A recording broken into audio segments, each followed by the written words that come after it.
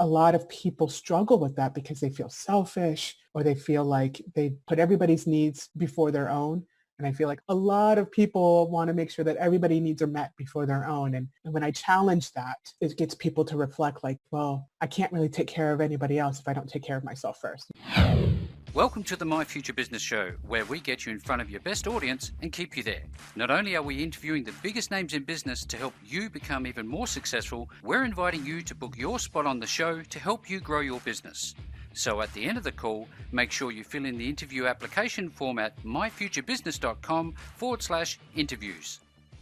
Hi, and welcome back to the My Future Business Show. My name is Rick Nusky. Just want to take a second of pause to thank you so very much for supporting the show. The feedback that we're getting is wonderful. I love reading through all of your feedback, so thank you very much. It's making all the difference, knowing that it's making a difference for you. Now, speaking of making a difference, I'm on the line with the wonderful Judy Skilling. How are you, Judy? Oh, I'm fantastic, Rick. Thank you so much for taking the time to speak with me Oh, tonight. it is my pleasure. Now, Judy and I are going to be talking about high performance, what it means. We're going to be talking about mindset. We're going to be talking about habits. But I think for the sake of context, Judy, we're going to need to, I guess, unwrap your life a little bit and share a little bit about your background, because I think it's very important to share what you've been up to in your professional career leading up to becoming a high performance coach. Yeah, no, definitely. I'd love to just take a few minutes just to share my background and especially how this field actually found me. Mm-hmm. So in my history, I was served in the military in the United States Navy for about 7 years. So I'm a veteran, and I was in the medical field, which I absolutely loved. Got out, got my bachelor's degree in nursing, and became an emergency room nurse. And I practiced nursing, for about 9 years. And during that time, I got married to a veteran. He was Mm-hmm. in the Army National Guard, got married. And within 2 years of our marriage, unfortunately, he was diagnosed with stage 4 colon cancer at the age of 25. Wow. And that just completely changed everything for me. And at the time of his diagnosis, we had a baby girl. She was 10 months at the time. And it just pretty much changed everything for me. Now I'm working as an emergency room nurse, and in the healthcare field, it's quite demanding emotionally, mentally, physically, working long shifts. And now we have a baby girl who's a toddler, almost a toddler. And now we have this cancer diagnosis, and Mm. everything kind of just, it was a lot for me. Now I'm the only one bringing in the income. And so it was really, really just challenging for me. And I had to juggle all these responsibilities. And I love my family. They're very, very important to me. Mm-hmm. And I wanted to find a way for me to spend time with my family. How can I be there for my husband to support him during his treatments? And how can I still be a mother for my daughter and things like that too? And as I was kind of just looking around, nothing really jumped out. And then one day I had this experience happen to me where I was at the hospital, working my shift, and I had my cell phone in my pocket. And we weren't supposed to have our cell phones at the time Mm-hmm. because it's a distraction and Yes. whatnot. And my phone vibrated, and I knew it was him. So I stepped out, out of like in a supply room or something where nobody could see me. And I looked at my phone, and this text from him said, I think I've passed out. I woke up on the bathroom floor, and my heart just like Yeah. went to my stomach. And I was like, oh my gosh, what happened? Is he okay? And he was watching our daughter because we couldn't afford childcare. And just all these thoughts ran through my head. So I talked to my manager, and she let me go home for the day. And as I'm like hitting almost every green light to race home, I just had these thoughts, and I didn't want to be in that position again, to where I had to choose between my family and work. Mm. So fortunately I got home, and I ran into the to the bedroom where he was at. He was fine, but he's like, I just don't feel good. I need to go to the hospital. And here we go. We pack up our stuff, and we go Yeah. to the hospital and go through that. And that happened time and time again. And I remember just sitting there thinking, I don't want to do this anymore. This is really hard for me. And so as I was kind of just finding something at the point of desperation for me to like, what can I do to still make an impact? Because I love helping people Yeah. and yet still make an income. Coaching found me. And when I understood the power of coaching and how much of a difference it can make, it clicked for me. And specifically high performance, because it definitely complemented all the training I learned in the military, the training, I had through nursing school, and it just resonated so strongly with me. And after, unfortunately, I did lose my husband to cancer. And after losing him and going through the grieving process, I really focused in on coaching and how could I use this in my own life. And I invested in myself, and I worked with a high performance coach to help navigate this grief process, but like Hmm. also form this new sense of self-identity. Who am I going to be now after this traumatic loss? And, who am I going to show up for now for my daughter? And, what kind of person, what kind of mother does she need me to be? So I worked with a coach and had amazing results. And I knew how powerful it was for me. So I wanted to become a coach and really have that impact with people so that they could show up better, parents and workers and colleagues and leaders, and really just make a difference. And so, so that's my passion. That's my goal now. And I specifically love working with, veteran and military entrepreneurs, not because I'm a veteran myself, but Hmm. because I know that this is powerful and, veterans get it and they Yeah. can adopt these habits and things like that so quickly. And it can make such a huge impact in such, in that kind of community. So that's how coaching found me. And I absolutely love what I do, Yeah. and absolutely love the changes that are a result when people, take the time to work on themselves. That's an So incredibly powerful yeah. backstory, a very emotional one, I'm sure. But I think that emotional charge that you still carry with you somewhat would, I guess, flow out onto the people that you work with. How important is it for, I guess, your military background and your experiences in the military in terms of discipline? How has that helped you, do you think, keep going day by day? I think it definitely has built a mindset Hmm. of, you know, um, I'm going to get through this, and it's built that resilience that developed while I was in the military. I mean, I actually just wrote an ebook about, the military skills that you develop to become a successful entrepreneur, and resilience is one of them. And when you're in the military, let's say boot camp, for example, you have to get up at a certain time and you have to do these things because you're being told to, not Yeah. because you have a choice. And that, doing these challenges and doing these, exercises, military exercises builds up that resilience. And so translating it to like my life today that's something that I fall back on because it was instilled, way back when. It just doesn't go away. The more that Hmm. you build on it, the better and stronger it gets. When you're And so working, you're working primarily with veterans, is that correct? yeah, veterans and entrepreneurs, Hmm. and some military people as well too. Yep. Um, Do yeah, do you definitely. find the difference between the discipline of a non-military background individual as opposed to a military person who's been trained and has that discipline? Do you find that they're a different style of person that needs different things from your coaching? I believe that there is a contrast, and one's not better than the other. I think Mm, they're both equally, they have their own mindsets, but just in different ways. And of course, based on life experiences, whether in the military or not. But I notice that when it comes to high performance, I feel that when I've worked with veteran entrepreneurs and veteran people, they can adopt it a little bit quicker than people who have not had maybe some military background. Because, we're in the military, we're trained on discipline, we're trained on, structure, we're trained on, building resilience and strength and endurance and things like that too. And in the civilian sector, if you want to develop those types of characteristics, you have to do it by choice. You hmm. put yourself in those kind of situations because you see yourself wanting to achieve more and more and more.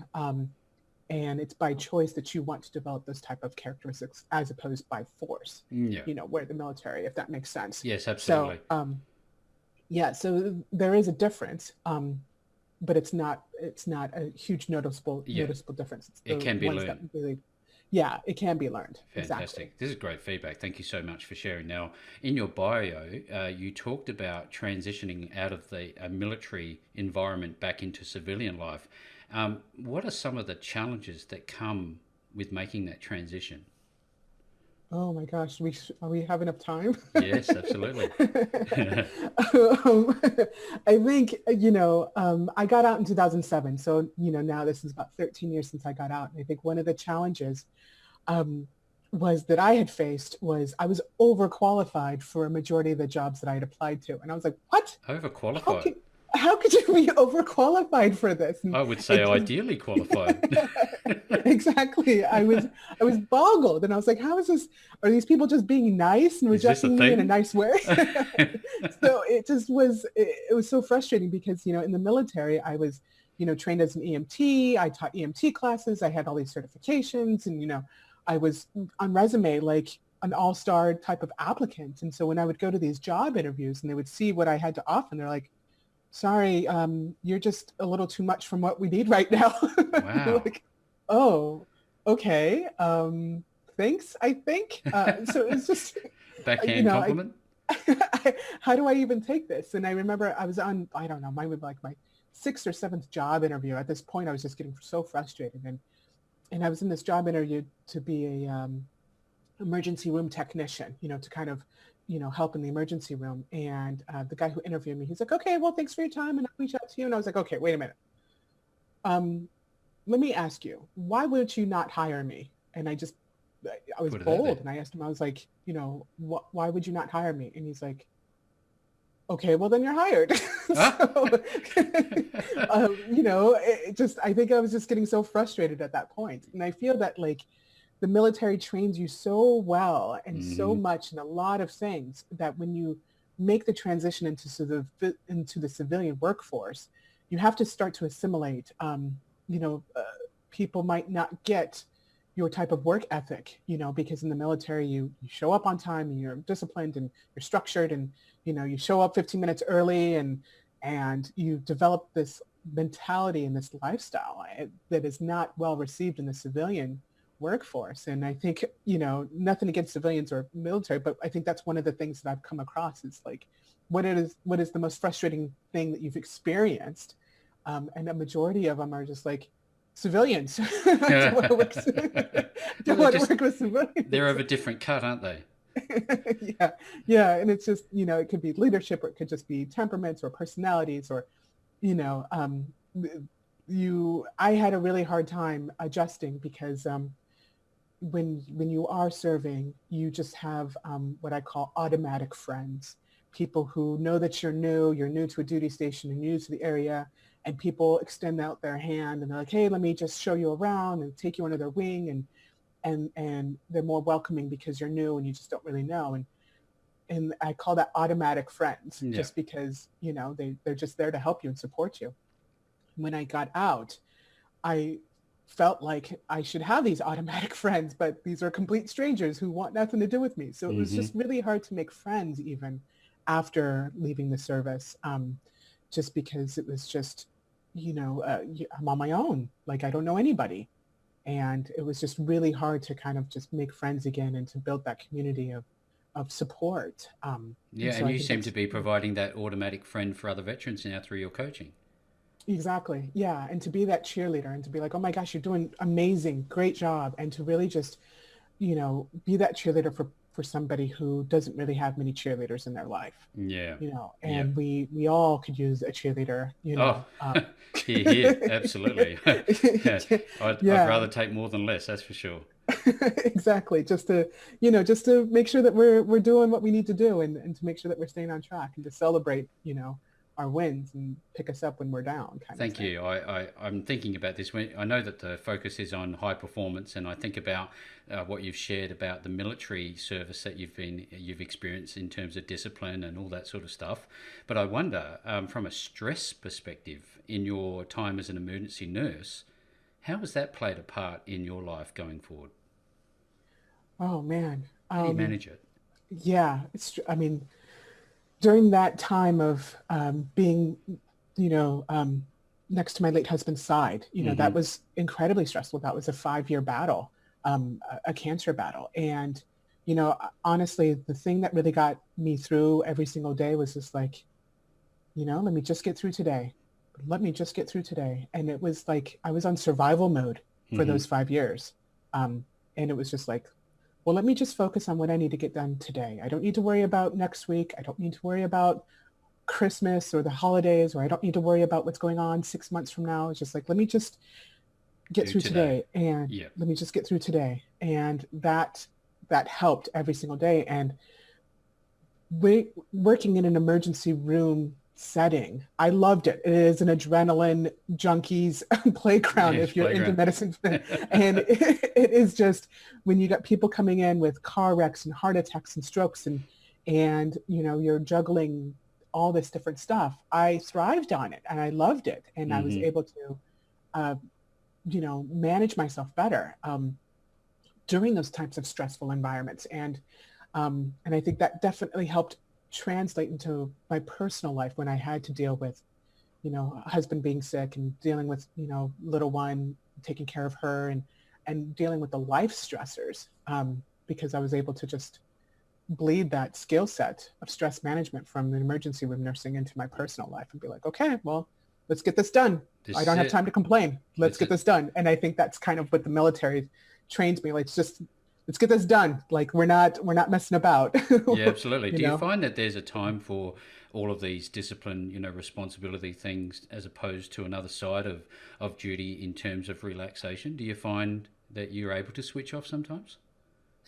Yeah, and I think it's important, because it wasn't until I got into coaching when I valued that time of self-care Hmm. more now than I had before. Because, like I said, I was on survival mode. There was no time for self-care for Judy. It was caring for daughter. It was caring for husband. It was caring for patients.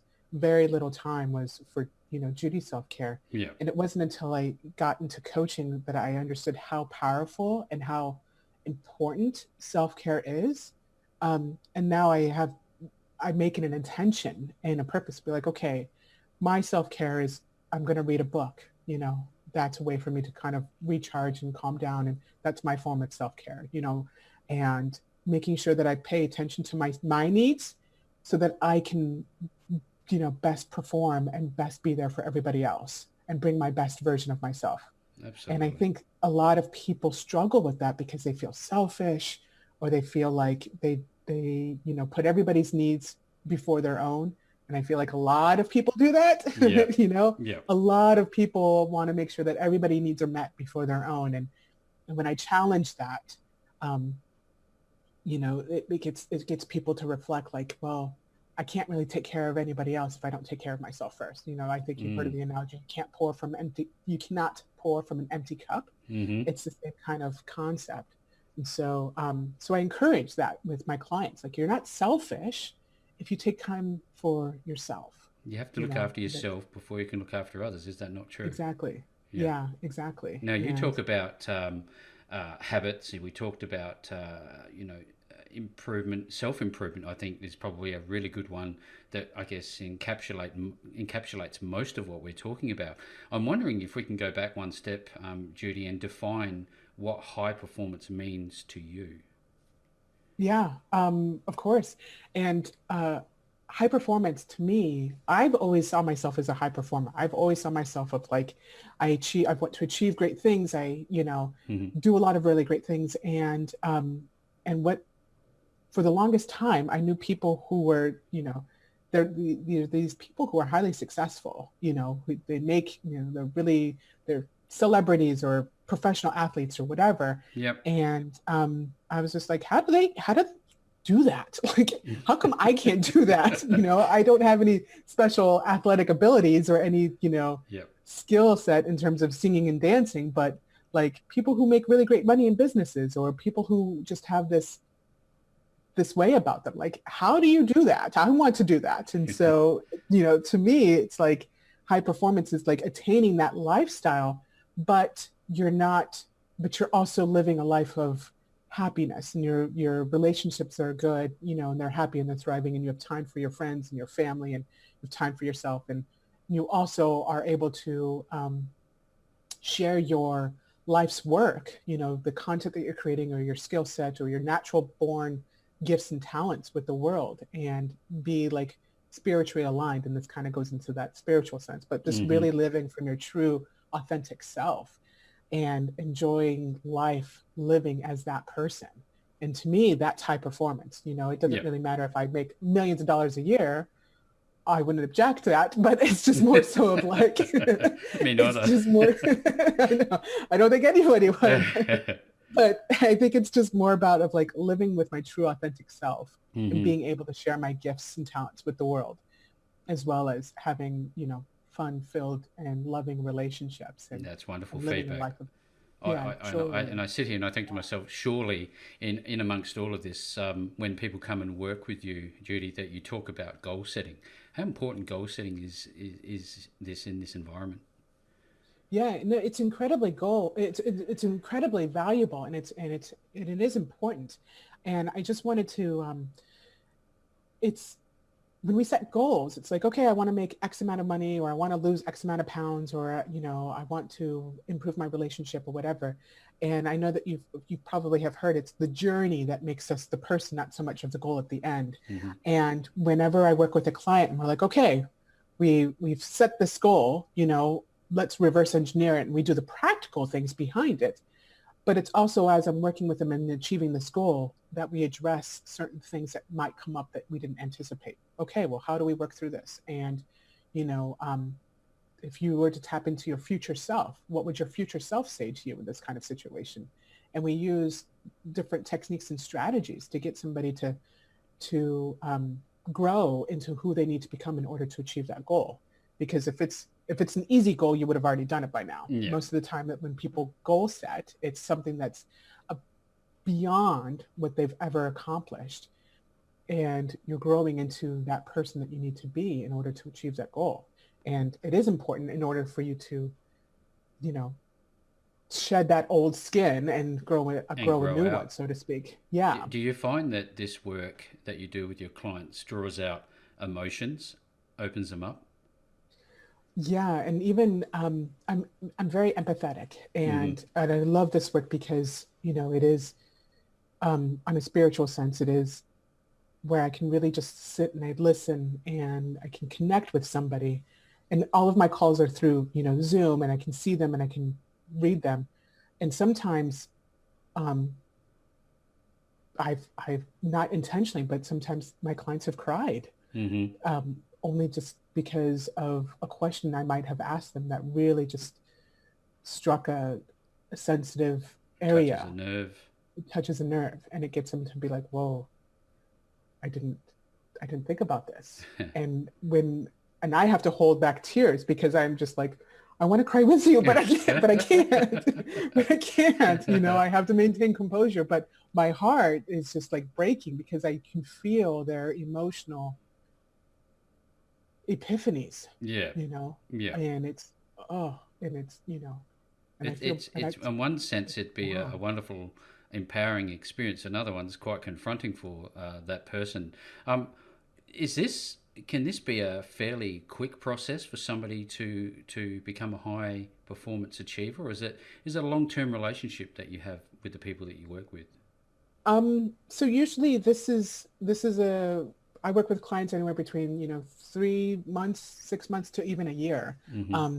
Because it does take work to break old habits and to build new habits, and it takes a process, and it's through repeated, consistent actions that you're able to start to build to that point of becoming a high performer. It's with the consistency. Okay, we're talking once Repetition. a week. It's a repetition. It's building those new skill sets. It's building those new habits, which doesn't happen overnight. You and I both know. Because Yes, if it did, everybody would do I it. would do it. So everybody would do it. So it's a labor of love. That's what I would love to say. It's a I, labor of love in order for you to like get to that point. And when you look back, you're like, oh my gosh, that was like 3 months, but it felt like it was years ago. Like I don't even yeah. recognize that person, because you've changed so much in such a short amount of time. But when you think about it, you're like 3 months. That's that's more than enough time. It flies And by though. oh my gosh, you have no idea, Rick. I'm sure that also as a byproduct of your wonderful work that you've forged some pretty strong friendships along the way. Yeah, yeah, and I think it's it's humbling Mm. because I love doing this work. I don't really, I don't expect my clients to have huge transformations. I come to serve, I come to give, I give everything I have during our sessions, and I'm here for them. And the impact that the clients make um, is just, it's awe-inspiring, it's humbling because the actions that they chose to take after our sessions is what makes the biggest difference, in their lives, because they'll never be the same person again. And because of that, I have formed really great friendships because of how powerful our coaching relationship has been. And then we end up being friends after the fact, Yeah. which is great. Yeah, it's very unique, And isn't just, it? yeah. And just to hear the feedback of and hear the results of previous clients, it's just like, I knew you could do it. Yeah, You just didn't have fantastic. faith in you. And I had faith in you. Well, you got to Um, pat yourself on the back because you've had to work to get to this point. It doesn't just happen overnight. Now, oh I no. wonder, Judy, if we could actually talk through the mechanics of your coaching program, and things like where people are going to find you and what exactly is the process that you take them through when they do connect with you. Yeah. So coaching's not for everyone. I just want to share that first Mm. and foremost. And, I would love to coach everybody on the planet, but I know that um, I wouldn't have the bandwidth. But I think, coaching's not for everybody, especially this type of coaching. And when I had worked with somebody who I had offered, I was like, hey, I'd love to do this session if you're open for it. And she was completely agree. But when she heard what I did, she herself didn't think that she was a high performer, because she was like, well, I don't see myself as that kind of person. But we worked together.